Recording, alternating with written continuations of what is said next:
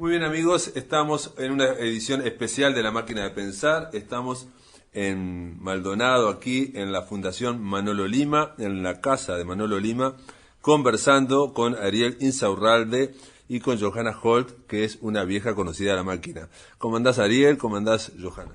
Muy bien, muy bien. Muchas gracias por estar acá. Sí, la verdad que bueno, la invitación de traerte nos ha llenado de alegría porque bueno, estamos dentro de un evento cultural, artístico, social que empieza a alentar en la fundación en verano, así que contentos de tenerte también, Pablo, acá. Bárbaro, es un ciclo, ¿no? Un ciclo que van a hacer en la Fundación Manolo Lima cada 15 días y van a tratar de vincular, bueno, las artes, ¿no? Lo que es la literatura, la música y la pintura. Pero bueno, la idea de conversar con ustedes básicamente era para ver en qué consiste esta Fundación Manolo Lima, desde cuándo arrancó. Esta es la casa de Manolo Lima, que es impresionante. No sé si está abierta al público, ¿no? Esas serían las preguntas. Sí, ¿qué tal? Bueno, la casa está abierta al público desde hace ya un año. En noviembre empezamos el año, en el 2021, ¿no? Noviembre de 2020 empezamos con las visitas guiadas y dejamos las obras como estuvieron en las paredes en los años 70, 80. O sea, la idea es mantener la casa a lo más parecida a lo que era en los años 60, 70. Vos sos el que la conocías, Ariel, entonces por eso podés decir. Sí, yo soy uno de los tantos que conocen esta casa. Mi trabajo fue abrirla.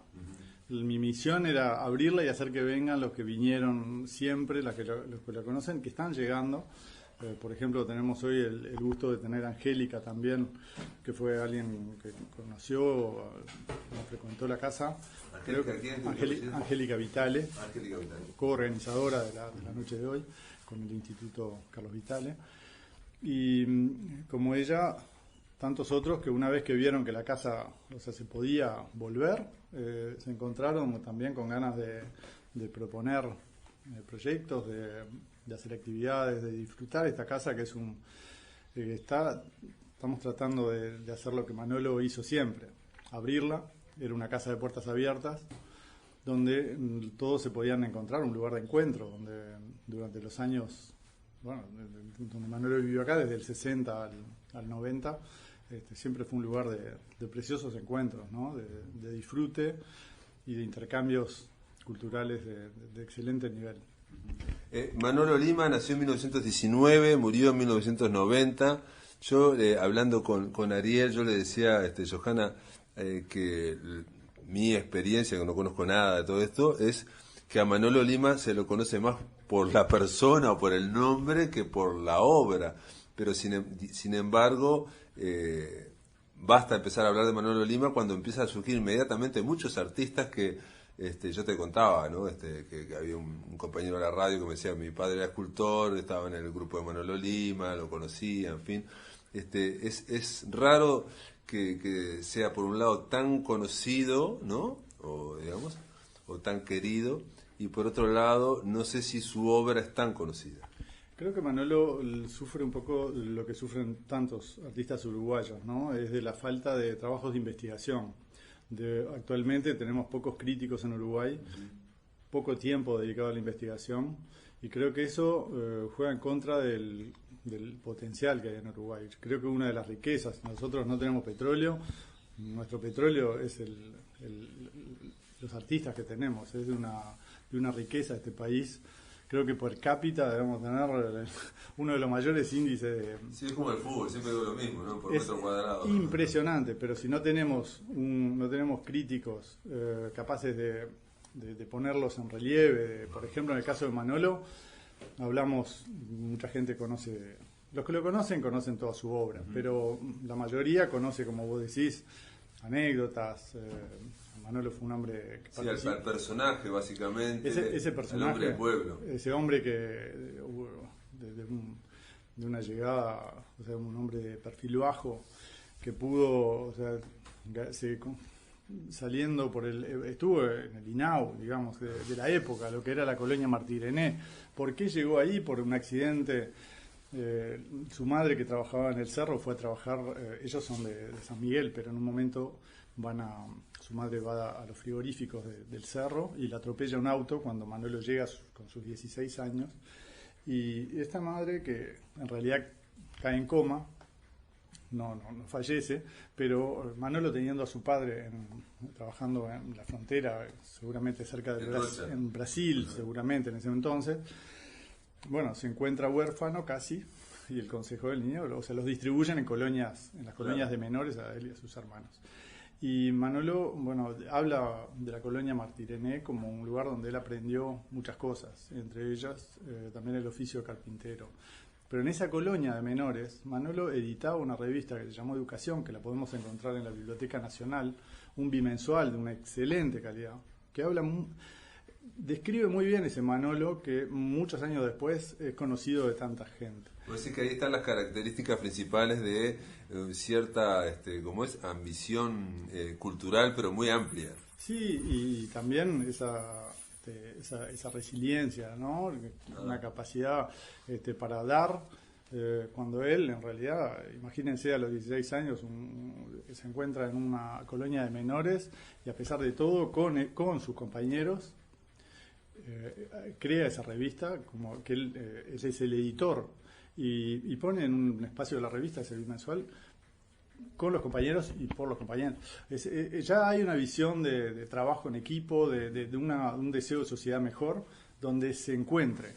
Allá en la colonia de menores, como acá en Maldonado, esa fue, yo creo, ese fue su gran aporte. Creo que Manolo siempre, desde donde estuvo, trató a través de la pinacoteca del taller Maldonado, o ese taller de cerámica. Perdona, Ariel, perdona que te interrumpa, pero porque hablas de la pinacoteca y uno se imagina, pinacoteca es una colección de pintura, básicamente, pero no es eso lo que estás mencionando, ¿no? ¿O sí? Bueno, es que Manolo, con sus alumnos del taller Maldonado, en un momento, en los años 75, 76, se desarrolla un sistema que él quería acercar el arte a aquellos que no pudieran comprarlo, ¿no? Aquí en Maldonado los que venían a comprar eran turistas, gente ya adinerada, o algunos con mucho esfuerzo, como yo conocí gente que decía, mirá, mi primer salario, traté de comprar una obra de Manolo, o sea, era en los años 60, era... no solo con Manolo, había gente que se mataba por tener obras en su casa, pero había gente que no podía comprar. Manolo pensó en un sistema desde acá, desde el medio de los bosques de pinares, que permitía a la gente llevarse una obra pagando un porcentaje muy bajo del costo, o sea, del valor, digamos, del mercado de la obra. ¿Pero eso que sería una cuota? Lo pagaban cuota, digamos. Era una cuota, ahí está, como si lo fuera a comprar en cuotas, pero era una suma muy baja. La intención era que se puedan llevar una obra y después, si querían, la podían cambiar. Pero porque si yo soy socio de una biblioteca, puedo pagar una cuota y me llevo un libro y después puedo cambiar el libro, digamos. Bueno, sería más cercana a esa lógica. Exacto, la idea era hacer circular el arte. Su propósito era el que circule, que las obras no queden solo en las colecciones o en las casas de gente que podía comprarlo. Y ese sistema acá en los años 75, estamos hablando de 75-76, funcionó un año o dos.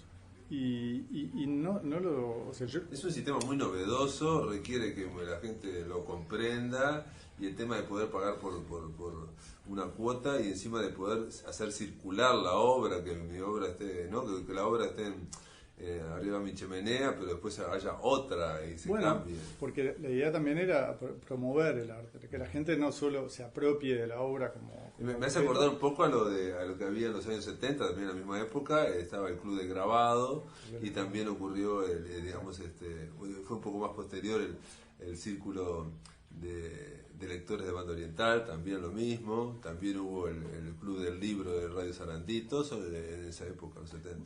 En todo caso, en este sistema, como Manolo lo pensó, no hay precedentes. En Uruguay no hay precedentes. Claro, a nivel de arte visual, claro. Yo pude llevar inspirado en lo que hizo Manolo, desarrollé ese mismo sistema en Suiza, Vos sí, desarrollaste ese mismo sistema en Suiza. en Suiza, sí, en los años 92 y por pinacotec.ch se puede ver O todavía. sea, hiciste una especie de Biblioteca de obras sí, de arte que fue para, la primera que existió en Ginebra. para que la gente se las pueda llevar a la casa. Exacto. Y entonces no la compran, pero de alguna forma la están pagando por ellas. Pum. Pagan una suma que no es ridícula, que es como que acá digamos, no sé, que te Sí, llevas sí, una sí. obra por 1.000 pesos Claro, claro, de un claro. artista reconocido, ¿no? Es decir, con respecto al esfuerzo, Sí. imagino, ¿no? Hay una suma simbólica para allá, pero que permite a la gente conocer artistas a través de ese sistema. Desde el año 1992 funciona hasta el día de hoy, inspirado en el trabajo de Manolo. Y eso, a mí lo que me interesa también destacar de este proyecto de Manolo es que solamente 10 años después, recién 10 años después, Jacques Lang, en el gobierno de François Mitterrand, ministro de Cultura de François Mitterrand, pensó en dotar a las bibliotecas de Francia de un fondo para constituir una colección dedicada al préstamo de obras de arte. De arte visual, de pinacoteca. Ahí está, una pinacoteca comprando, pero ellos lo hacían con serigrafía, por ejemplo. Sí, Ah, como el club no, grabado. ahí está, no con obras, pero Manolo se la jugó, lo hizo. Sí, porque no es lo mismo hacerlo con grabado, que hay copias. Y 10 años después, recién en Francia, piensan en un sistema parecido, ¿no? Estamos frente a un hombre que desde joven, ya a pesar de los problemas que tuvo de una vida cargaba ladrillos cuando era chico, ayudaba al padre. Esta casa, todo lo que vemos está dibujado y construido por Manolo. Johanna, una de las cosas que me sorprende de la casa es yo le decía un poco a Ariel, es muy difícil hacerse la idea de la planta de la casa, ¿no? De cómo está diseñada, ¿no? Porque parece que tiene muchos recovecos y tiene muchos entrepisos y es una cosa muy muy interesante. ¿Vos desde cuándo la conoces? Yo lo conozco desde mayo, que me invitó el escritor que va a estar presente hoy, Ignacio Fernández de Palleja, con Gonzalo Fonseca, que Gonzalo vino acá era parte del taller de Maldonado, él mismo. Es de Roche, igual que Manolo. Claro, pero lo conoció acá, me parece, y estuvo en esta casa de los 80 a los 90, si no me equivoco, ¿no? Y bueno, y a raíz de esa cadena de conocimientos, lo vine a conocer. Si bien en mi casa tenía 2 cuadros de Manolo Lima, porque también eso que decís vos no era tan conocido, pero uno empieza a indagar y mucha gente tenía un retrato, o sea, hacían los retratos con él. Claro. Era como algo clásico y gente de Punta del Este, no sé, había dice alguien, ¿no? Más de 200 retratos en Punta del Este de personas. Sí, un caso parecido ahí, digo, no es lo mismo, pero en Fray Ventos hay muchas casas que tienen un Solari en su casa, es muy frecuente. ¿Por qué? Porque a lo largo de muchos tiempos vivió Solari y después se fue a Nueva York y bueno, no volvió más, ¿no? Y usted, Nacho Fernández de Palleja, acérquese al fogón. Porque todos ustedes están, digamos, integrando, digamos, vamos a lo que sería la Fundación Manolo Lima, que arrancó desde hace un año aproximadamente, digamos, ¿o no? Yo lamentaría contradecirlo a Pablo. No, nosotros somos amigos de la fundación. Somos la fundación. Son hinchas. Sí, somos son pilares. Obreros. Son pilares. La Fundación Manolo Lima se constituyó hace más de 10 años. Ajá. Estaba Mariquita, la viuda, esposa de Manolo. Estaba en la vida presidenta. Sí, fue la primera presidenta. En este momento el presidente Heber Rodríguez. Yo soy secretario de la fundación. Y lo que desde el año pasado, desde el noviembre, decíamos del 2020, desde noviembre de 2020, se tomó en esta casa como un nuevo empuje, como para de una vez por todas Tenerla abierta. sobre todo evitar el deterioro. Esta casa Claro. estaba sufriendo, había que fumigarla, las polillas estaban haciendo realmente un trabajo tremendo. Y bueno, desde noviembre logramos hacer con Johanna ese trabajo. Todo desde mayo. Desde mayo, pero mayo, quiero decir, desde mayo. desde noviembre estaba ya en marcha una serie de acciones que teníamos que desarrollar para justamente dotar de contenidos esta fundación. Y lo que hicimos hasta ahora, hasta ese mes de noviembre, fue exponer a Manolo en diferentes puntos, en Montevideo, también se hizo en San Miguel, en diferentes puntos. ¿Dónde se expuso en Montevideo, por ejemplo? En Montevideo estuve expuesto en un local en la Ciudad Vieja durante 5 años. Y una muy linda exposición que la abrió Mariquita. Y después, bueno, se expuso en varios lugares. Hoy lo que tenemos que hacer, y cuando tú comentabas esa cantidad de artistas que no tienen, de repente son más conocidos a través de anécdotas o la persona más que la obra. Lo que estamos tratando de hacer en este momento es juntar los materiales necesarios como para construir un relato común de todas esas personas que conocen a Manolo, desde la militancia. Eso a nivel, digamos, biográfico, testimonial, ¿no? Y en el tema de retrospectiva, ¿se hizo alguna vez una retrospectiva en una? Todavía no. Estamos en este momento. Yo estoy hablando de noviembre del 2020 hasta ahora. Necesitamos materiales más académicos sobre la obra de Manolo. Para eso, la construcción de un catálogo razonado de la obra de Manolo, eso no lo podemos hacer nosotros. Eso es un trabajo de críticos que me parece que necesitamos acercarlos. Hoy no tengo en nuestra agenda no tenemos nombres de personas que hayan trabajado sobre. Juan Mastro Mateo hizo una semblanza interesantísima. Pero necesitamos trabajar sobre la obra. No hay nada escrito sobre los fantasmas de Manolo, que es una de las riquezas Sí, aquí me mostraste un par de cuadros de los fantasmas, que son cuadros que tienen determinada estilo goyesco, sí, cierta impresión. Bueno, incluso uno de ellos me hizo acordar un grabado claramente goyesco, pero hay 3 o 4, digamos. Se supone que él produjo mucho más. Mucho más, sí, y eso nuestra investigación. Nosotros estamos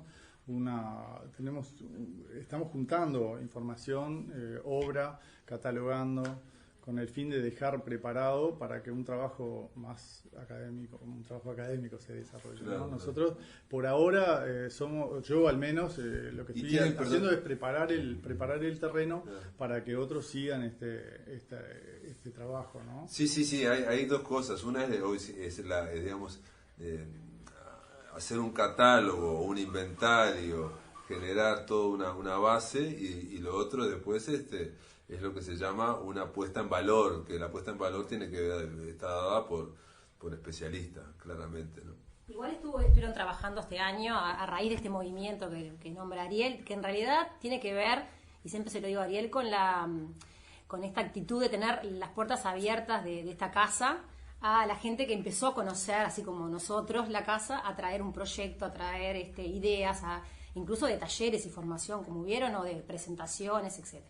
Pero hubo un grupo de profesores de historia del CERP, de acá de Maldonado, que trabajó a raíz de la nomenclatura de Barrio de Lausana, la cual todas las calles son pintores de Maldonado, y la principal es Manolo Lima, dieron con la Fundación y con Ariel, hicieron un trabajo desde el punto de vista, claro, académico, dentro de lo que es la formación docente, dentro de historia del arte, de ciertos retratos, y publicaron, presentaron, claro, no a nivel de críticos de arte, pero sí súper serios, que trabajaron todo el año. Es otra puesta en valor. Claro, obvio. Y difusión, impresión, hasta imprimieron los libros de esos retratos con la historia detrás, ¿no? Porque no solamente qué lindo y la parte estética, sino saber el por qué, quién era, la historia.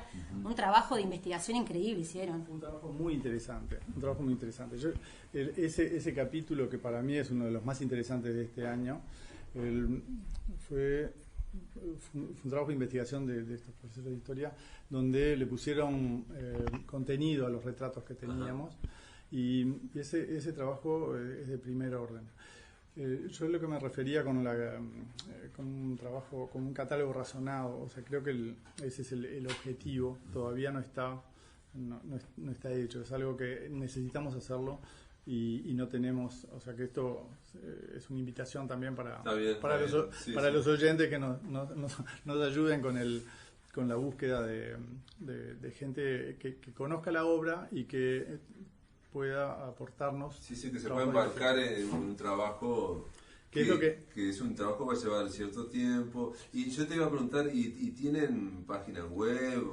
¿O hay idea de subirlo a una página web? Digo, para el tema de la... Estamos trabajando sobre eso, nuestra community manager. No, digo para difundir la obra más allá, porque viste que uno pone... Falta eso, Sí, falta desarrollar muchísimo eso, porque todo lleva cierta fotografía rigurosa, Claro, ¿no? Que no sí. es cualquiera. No, Si bien se ha hecho montones, y de hecho también, por ejemplo, estamos en las redes sociales por ahora, es impresionante la gente que se quiere integrar a la cuenta, o sea, hacer amigos, y manda sus propios cuadros, manda fotos, manda anécdotas. Yo lo conocí, esto es como una madeja que se va desarrollando impresionante. Todos los días hay más de 20 solicitudes de amistad, pero uno ve gente mayor de la época y ¿no? por los datos que va dando, ¿no? Cómo se va construyendo también con todo el mundo que tiene una obra de Manolo. Más allá, como decías, uno no sabe, pero empieza como a desenrollar eso y es impresionante. Sí, al mismo tiempo hay una reconstrucción también, más allá de lo de Manolo, que es el centro de todo esto y la casa, también, como estabas diciendo vos, de la historia de Maldonado y la historia de los vínculos de mucha gente que se formó acá, porque en mi caso particular llegué hasta la casa, a conocer acá y a sentir que es como un poco mi casa también a esta altura, a partir de Gonzalo Fonseca, el poeta Gonzalo Fonseca, que estuviera en la Dirección de Cultura de la Intendencia de Maldonado, porque él, no sé si lo mencionaron ya, pero se pasó muchas horas de su vida viviendo acá en el taller y trabajando, y hay una memoria afectiva, que más allá de la cuestión que obviamente tiene un valor importantísimo, desde lo patrimonial, desde todo el trabajo documental que se hace y que está por hacer, hay una memoria afectiva que es el del encuentro de personas que se juntaron acá a hacer cosas y que me parece que lo que está sucediendo ahora a partir de la fundación y con los que somos amigos de la fundación, porque seríamos eso, lo que se está generando es el vínculo, ¿no? La cultura tiene eso, es la producción, pero a su vez también el vínculo entre las personas, que es lo que en muchos casos está comprometido en nuestra sociedad o a veces pensamos que se puede estar diluyendo. Sí, esa red de vínculos que el propio Manolo Lima de alguna forma era una especie de nodo central aquí donde se unían muchos vínculos de distintas especies, ¿no? Y es lo que dice todo el mundo, ahora que estamos también en este proyecto con Ariel de reconstruir desde el punto de vista audiovisual la memoria, a través de la memoria de cada persona que estuvo cerca, pintores o artistas o amigos, etcétera, todo lo que señalan, así si uno pasara raya o utilizara esas aplicaciones donde nombra la palabra más usada, no me acuerdo cómo se llama ahora, WordPress, aparece solidaridad. Porque él, así como tenía la puerta abierta para todos, sin distinción de política, de dónde viniera, de formación, él daba sus clases gratis. Eso para mí lo dice todo. En un mundo que te cobran todo, no, venga a formarse. La palabra de él era santa, era como lo que te decía y todo el mundo se acuerda de esas cosas para siempre.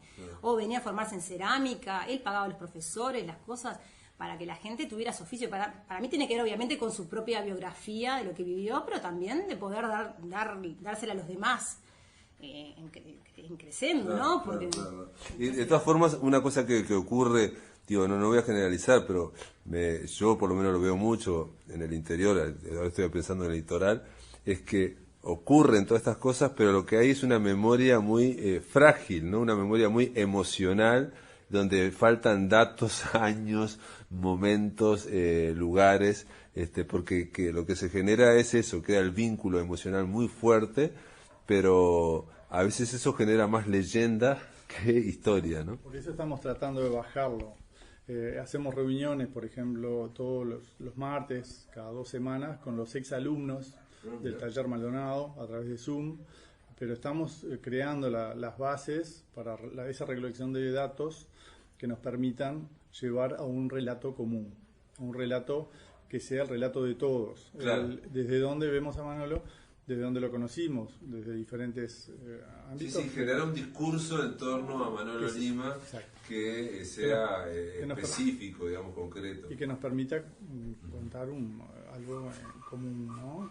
Donde todos estén integrados, porque fue alguien que, bueno, vivió en años estamos hablando de como decíamos, luchó contra el servicio militar obligatorio, que hoy ¿quién? Es el 30.